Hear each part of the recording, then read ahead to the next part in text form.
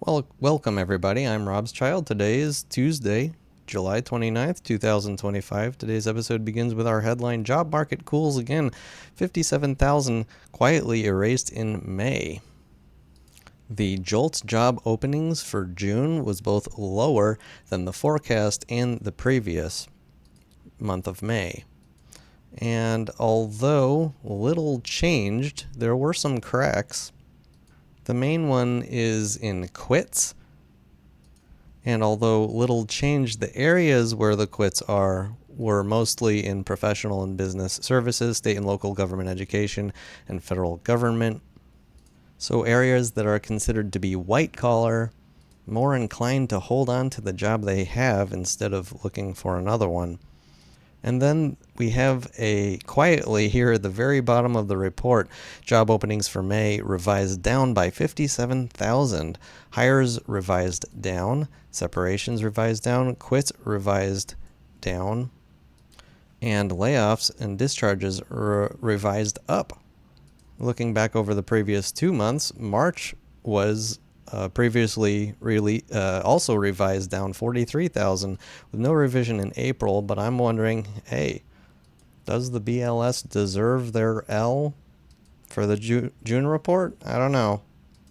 Next headline: very significant technicals and charts today. We'll get to that after we get through the rest of this little agenda here. But please stick around. There are some big things happening today. Or just skip ahead to it if you want to skip the little thing I do every day.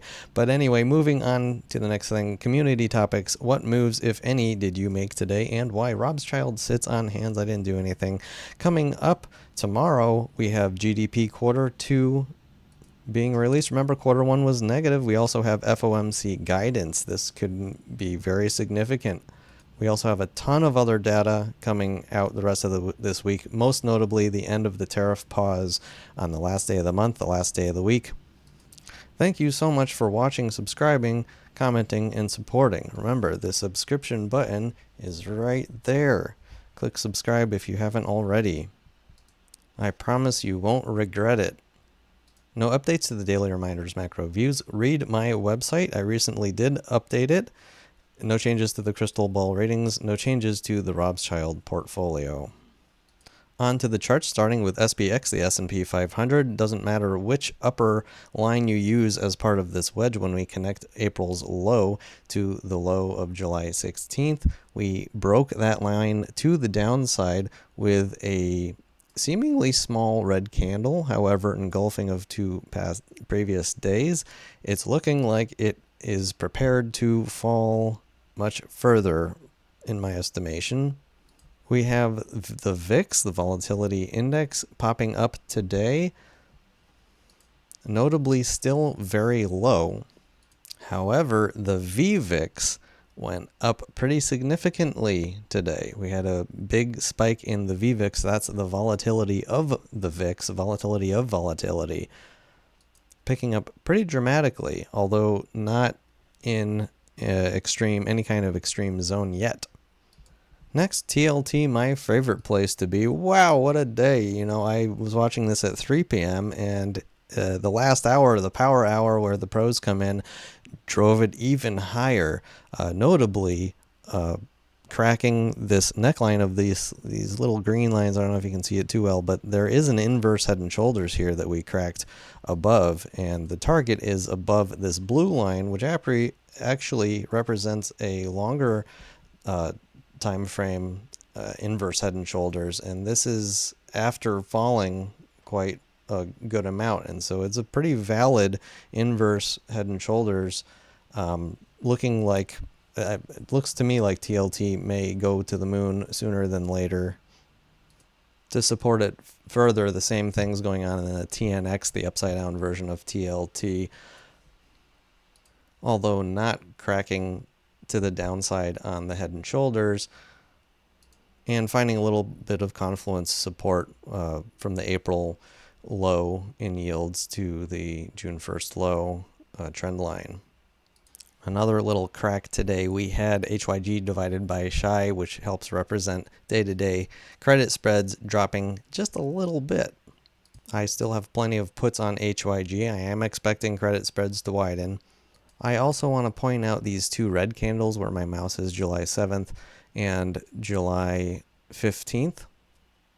Not exactly a white whale, but it's a similar thing going on in some risk markets we'll get to momentarily. Before we get there, I want to bring up DXY, the dollar index. While everybody keeps saying, hey, the dollar's going to go down, nobody wants the dollar. Well, the dollar went up today and broke the pattern of lower lows and lower highs. We now have a higher high. Not only that, seeing it right now, pretty clear break of the neckline of this inverse head and shoulders. So DXY appears to want to go higher.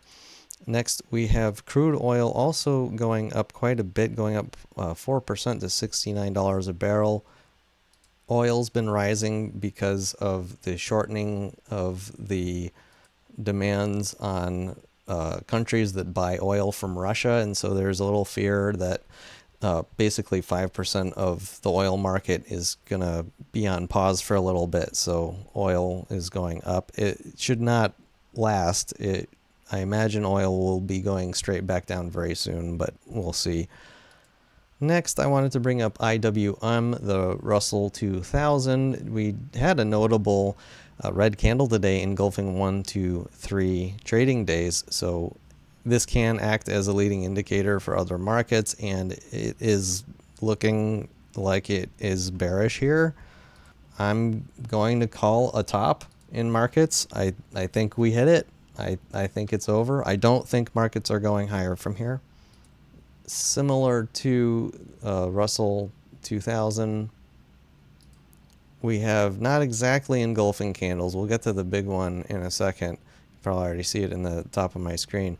But anyway, we do have an engulfing candle here on to the downside on July 21st of one day, and it's almost an engulfing candle of many candles before it. This is typically this is like a big warning sign. This is the kind of thing that you see at the very top, and this is when things kind of fall apart. The real kicker for me is total 2.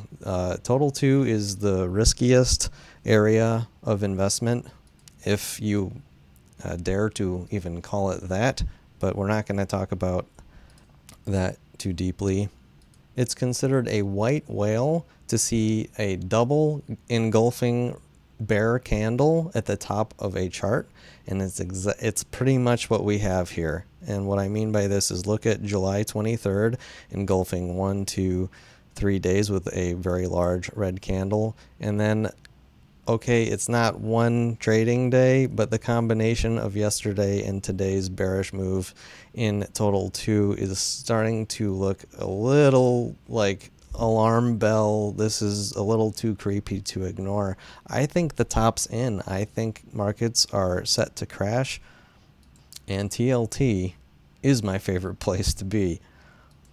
I think the rest of this week will be really crazy in markets, but what do I know? I'm just a guy with a crystal ball, and that's all from me and my crystal ball. I hope you enjoyed.